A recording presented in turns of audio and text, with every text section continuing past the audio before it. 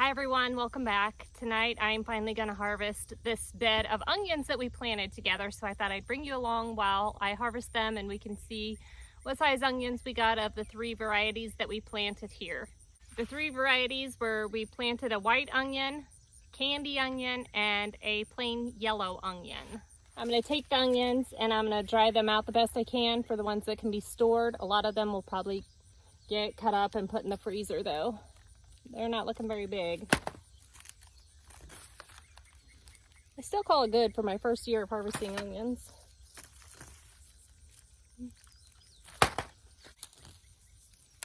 Some of them are okay. Some are nice size, some are tiny. I say we did pretty good on white onions. I got an entire basket that I'm going to take up and I'm going to stick in the barn to dry out some.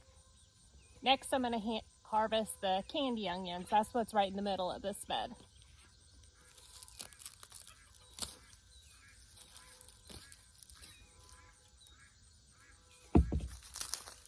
This one here is a nice size.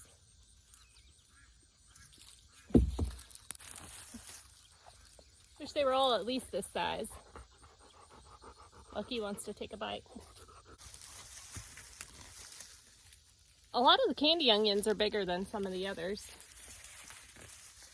And over on this side we have the yellow onions.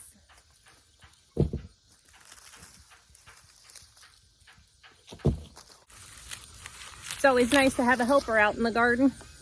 Lesson learned, I think I waited a little too long to harvest these. They'll still be good to eat, but I probably should get them in the freezer pretty fast. Some of them will be cooking for supper this week. But half of this is the candy onion and the other half is just the regular yellow onion. But the stalks were pretty soft on some of them, and so I'm guessing that means that I waited too long. Like I said, this is the first year I've done onions, so I didn't really know when to pull them. I've been pulling them as I needed them for supper, but other than that, I was trying to let them go until I just noticed the other day that they were definitely ready to come out of the ground. Now I do have more up in our garden that I'll be harvesting later, but I planted these in the raised bed, and I planted these quite a while before I planted the ones in the garden. I'm down in the insulated room in our barn. It's nice and cool in here. You can probably hear we have a window air conditioner going. Shane set me up a nice little place to set out the onions where they can dry until I'm ready to take them to the house and work on them.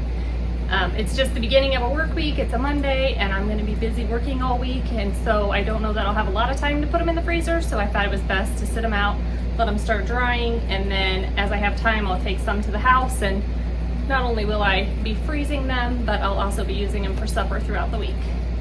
As I shared with you before, we do eat a lot of onion in our meals, cooked in our meals, and so I was really excited to grow them this year and figure out how.